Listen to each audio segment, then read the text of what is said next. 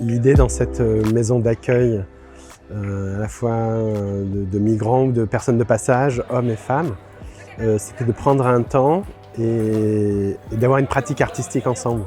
Donc ça a été à la fois de la peinture, de la photographie, et on a essayé d'imaginer comment on pouvait transformer à la fois un lieu d'accueil, un lieu d'accompagnement des personnes en situation de fragilité, en un lieu de vie artistique.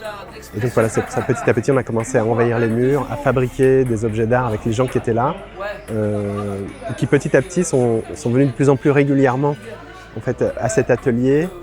Et l'idée était d'aboutir à une première exposition qui est pour nous une première étape vers des nouvelles façons en tout cas d'imaginer comment l'art peut aider les gens dans leur vie quotidienne. Pensem que l'àmbit del sensellarisme és un àmbit que es deshumanitza sovint. La persona queda absolutament esborrada com a tal.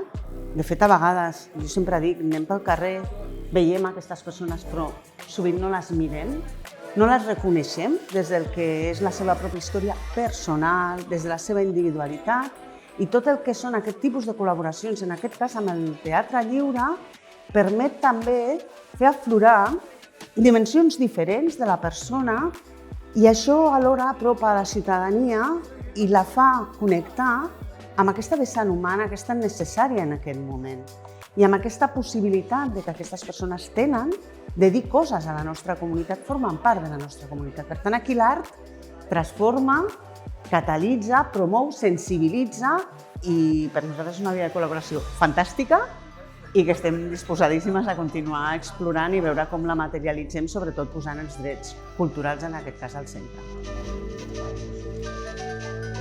No encaixa perfectament en la línia que li diem ànima lliure, que és una manera d'entendre també que els projectes que fem en el teatre tenen una ànima social, que tenen també algun impacte que va més enllà del públic elitista habitual dels espectacles i que fan visible lo invisible, o fan que persones que normalment no trobaries en un escenari, siguin ells físicament, siguin les seves històries, puguin arribar al màxim possible de persones dins de la nostra societat.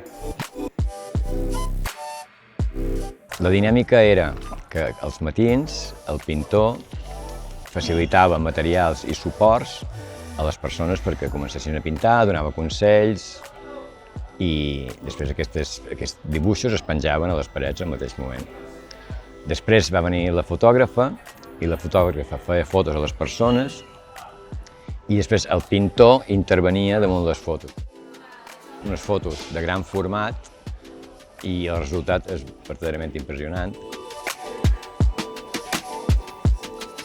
Y por la primera vez sentimos que como artistas nos sentimos útiles en ese hacer. Sí.